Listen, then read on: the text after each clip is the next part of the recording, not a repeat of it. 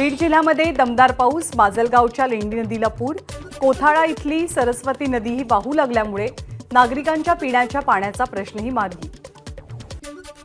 छत्रपती संभाजीनगरच्या पैठण तालुक्यामध्ये जोरदार पाऊस, पाचोडची गल्हाटी नदी पावसामुळे प्रवाहित, पावसामुळे शेतकऱ्यांच्या आशा पल्लवीत, गुराढोरांच्या पाण्याचा प्रश्न मिटला। सांगलीमधल्या अग्रणी नदीपात्रात मुसळधार पाऊस, पावसाची बॅटिंग सुरू, खानापूर आणि तासगावच्या वायफळे इथे अग्रणी नदीच्या बंधाऱ्यावरनं पाणी वाहतानाचं दृश्य कॅमेऱ्यात कैद। जालन्यामध्ये कालपासून पावसाची धुवाधार बॅटिंग, मुसळधार पावसामुळे रस्त्यांना नद्यांचं रूप। वाशिम जिल्ह्यामध्ये सलग 5व्या दिवशी अनेक भागात वादळी वाऱ्यासह जोरदार पावसाची हजेरी, बळीराजाला सुखावला तर शेतीच्या कामांनाही वेग। मुंबईच्या पश्चिम उपनगरांमध्ये जोरदार पाऊस, जोगेश्वरी, गोरेगाव, मालाड, कांदिवली, बोरिवली, अंधेरी आणि विलेपार्लेसह अन्य ठिकाणी पावसाची हजेरी। लातूरच्या निलंगा तालुक्यामध्ये पावसाची धुवाधार बॅटिंग, छोट्या मोठ्या तलावांसह ओढ्यांना पाणी, अनेक ठिकाणी शेतशिवारात पाणी। परभणीच्या पाथरी आणि मानवत तालुक्याला पावसानं झोडपलं, मानोलीमध्ये ओढ्याच्या पाण्यात 2 महिला पुरामध्ये वाहून गेल्या, एका महिलेला वाचवण्यात यश तर एक महिला बेपत्ता। पालघरच्या मनोरवाडा रोडच्या दुरुस्तीमुळे सुरू केलेला पर्यायी रस्ता मुसळधार पावसामुळे धोकादायक अवस्थेत, त्यामुळे रस्त्यावरनं वाहतूक बंद होण्याची भीती। पंढरपूर, माढा, मोहोळ या 3 तालुक्यातल्या 100 गावांना मोठा दिलासा, 2 टीएमसी क्षमतेचा येवती तलाव 80% भरला। उजनी धरणाची पाणी पातळी 4% वाढली, उजनी धरणात 5000 क्युसेकनं पाणी जमा। सांगलीच्या शिराळा तालुक्यातील चांदोली धरण आजपासून पर्यटकांसाठी बंद असेल, पावसाळा सुरू झाल्यामुळे खबरदारी। बुलढाण्याच्या खामगावमधील चितोडा गावाजवळ असलेल्या कांदा चाळीवरती वीज कोसळून आग, आगीमध्ये कांदा जळून भस्मसात तर बाजूला गोठ्यात बांधलेल्या 2 बैलांचाही मृत्यू।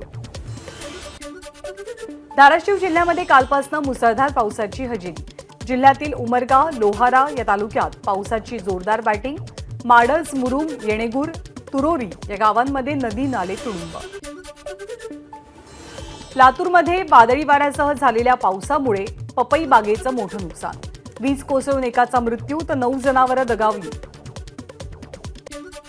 रत्नागिरी नागपूर राष्ट्रीय महामार्गावरील 400 वर्ष जुनं वडाचं झाड सलगचा पाऊस आणि वाऱ्यामुळे कोसळलं, या वटवृक्षाला वाचवण्यासाठी झालेल्या आंदोलनानंतर सरकारनं राष्ट्रीय महामार्गांसाठी वृक्षतोडीबाबतचा कायदा बदलला होता आणि नवीन कायदा अस्तित्वात आणलेला।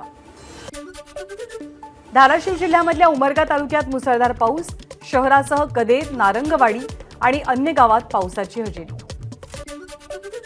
हिंगोली जिल्ह्यात पावसाची हजेरी, पावसामुळे हवेत गारवा निर्माण झाल्यामुळे उकाड्यापासून हैराण नागरिकांना मोठा दिलासा।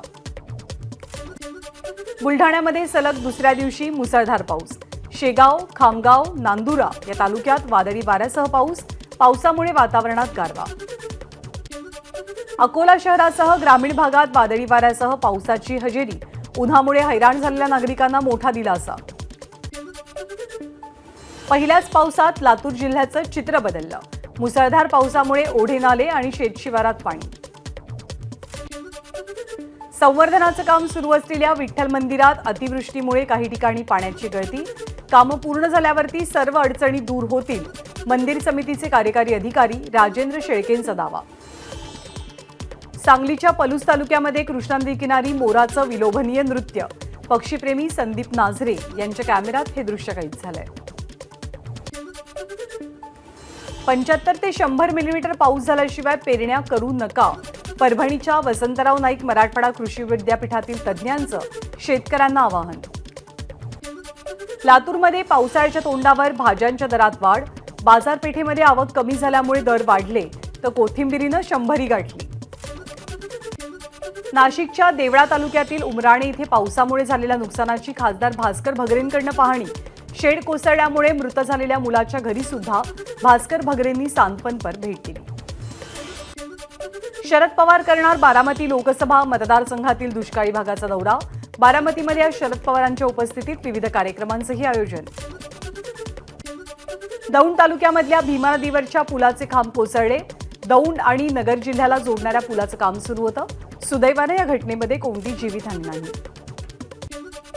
नालासोपाऱ्यामध्ये महापालिकेच्या विजेच्या खांबाचा शॉक लागून एका 29 वर्षीय तरुणाचा मृत्यू. पालिकेचा गलथान कारभार दोषी असल्याचा स्थानिकांचा आरोप. अंबरनाथमधल्या मलंगवाडीमध्ये पावसामुळे घरावरती दरड कोसळली. एकाचा मृत्यू तर 1 जण जखमी. मलंगगडाच्या पायथ्याशी असलेल्या गुलाम बादशाह सय्यद यांच्या घरावरती ही दरड पडली. परभणीच्या जिंतूरमध्ये वीज पडल्यामुळे 70 वर्षीय नागरिकाचा मृत्यू. तर दैठणा शिवारातील धोंडी परिसरात मुसळधार पावसामुळे काही काळ धोंडी दैठणा मार्गही बंद. आता बोटीत बसून घेता येणार वाघोबाचं दर्शन. नागपूरमधल्या पेन्स व्याघ्र प्रकल्पात जून महिन्यातील 3ऱ्या आठवड्यात बोट जंगल सफारीला सुरुवात होतीये. राज्यामधल्या शाळांमध्ये 15 जूनपासून एक राज्य एक गणवेश योजनेची अंमलबजावणी केली जाईल. शालेय शिक्षण विभागाकडून शासन निर्णय प्रसिद्ध. 1ली ते 8वीच्या मुलांसाठी ही योजना राबवली जाईल. ठाणे पोलीस स्कूलचा मनमानी कारभार. फी भरण्याची शेवटची तारीख 12 जून असताना सुद्धा 2 दिवस आधीच 112 विद्यार्थ्यांना व्यवस्थापकांनी शाळेबाहेर काढलं. युवा सेनेकडून शिक्षण मंत्र्यांकडे मुख्याध्यापिकेच्या निलंबनाची मागणी. भिवंडी तालुक्यामधल्या सरवली एमआयडीसीतल्या एका कारखान्याला मोठी आग. आगीवरती नियंत्रण मिळवण्याचे प्रयत्न सुरू. आगीचं कारण मात्र अस्पष्ट. समृद्धी महामार्गावरती अनधिकृतपणे पार्किंग केलेल्या वाहनामुळे अपघातात वाढ. परिवहन आणि महामार्ग पोलिसांच्या दुर्लक्षामुळे शेकडो अपघात. जानेवारी ते 31 मे दरम्यान झालेल्या अपघातात 13 जणांचा मृत्यू. आता सॅटेलाइट करणार टोल वसुली. 2 वर्षात लागू करणार ग्लोबल नॅव्हिगेशन सॅटेलाइट सिस्टीम. रस्ते वाहतुकीचा टोल वसूल करण्यासाठी सध्या वापरात असलेल्या फास्टॅगची व्यवस्था लवकरच रद्द होणार आहे. प्रकल्प रखडवणाऱ्या बिल्डरांना महारेराचा दणका. 1750 प्रकल्पांची नोंदणी रद्द. यामध्ये सर्वाधिक 761 प्रकल्प हे मुंबई महानगरातले. नव्या मंत्रिमंडळात अमित शहांकडे गृह आणि सहकार खातं. नितीन गडकरींकडे रस्ते वाहतूक खातं. संरक्षण मंत्रालय राजनाथ सिंग यांच्याकडेच. काल मोदी सरकारच्या नव्या मंत्रिमंडळाचा विस्तार. परराष्ट्र मंत्रिपदाची जबाबदारी एस जयशंकर यांच्यावर. एस जयशंकर यांनी सांभाळला विदेश मंत्रालयाचा कार्यभार. अश्विनी वैष्णवांनी स्वीकारला मंत्रिपदाचा पदभार. अश्विनी वैष्णव पुन्हा एकदा रेल्वे मंत्रिपदी रुजू. शिवराज सिंग चौहान यांच्याकडे कृषी आणि ग्रामविकास खातं. तर जेपी नड्डांकडे आरोग्य मंत्रालयाची जबाबदारी. पियुष गोयल यांच्याकडे वाणिज्य आणि उद्योग मंत्रालय. मनोहरलाल खट्टर यांना नगरविकास खातं. रामदास आठवले सामाजिक न्याय राज्यमंत्री. रक्षा खडसेंकडे क्रीडा आणि युवक कल्याण राज्यमंत्रीपद. तर आयुष आणि आरोग्य राज्यमंत्रीपदाची जबाबदारी प्रतापराव जाधव यांच्याकडे. युवक देशाचं भवितव्य आहेत. तरुणांना पुढे आणण्यासाठी पंतप्रधान मोदींनी चांगलं काम केलंय. निश्चितच क्रीडा आणि युवक कल्याण खात्याच्या माध्यमातून आपण सुद्धा उत्तम काम करू. रक्षा खडसेंना विश्वास. अमित शहांच्या नेतृत्वात सहकार खात्यात काम करण्याची संधी मिळतेय ही मोठी गोष्ट. समाजातल्या प्रत्येक स्तरापर्यंत आणि शेवटच्या माणसापर्यंत पोहोचणारं हे खातं असल्याची मुरलीधर मोहोळांची प्रतिक्रिया. मोदींनी विश्वास ठेवून पुन्हा जबाबदारी दिली. भटक्या विमुक्तांसाठी काम करण्याची संधी मिळते हे भाग्य. खातेवाटपानंतर रामदास आठवलेंची प्रतिक्रिया. मंत्रिपदाची शपथ घेताच मुरलीधर मोहोळ ॲक्शन मोडमध्ये. पुण्यातल्या पावसाची स्थिती पाहून संबंधित अधिकाऱ्यांना दिला उपाययोजना करण्याच्या सूचना. कॅबिनेट खातं न मिळाल्यामुळे खासदार श्रीरंग बारणेंची नाराजी उघड. शिंदे गटाशी दुजाभाव होत असल्याचा बारणेंचा आरोप. प्रतापराव जाधवांच्या जागी श्रीरंग बारणे राज्यमंत्री झाले असते तर त्यांनी समाधानाची भावना व्यक्त केली असती. मात्र मंत्रीपद न मिळाल्यामुळे संताप आणि नाराजीमधनं बारणेंचं हे वक्तव्य. दरेकरांची टीका. एबीपी माझा, उघडा डोळे बघा नीट.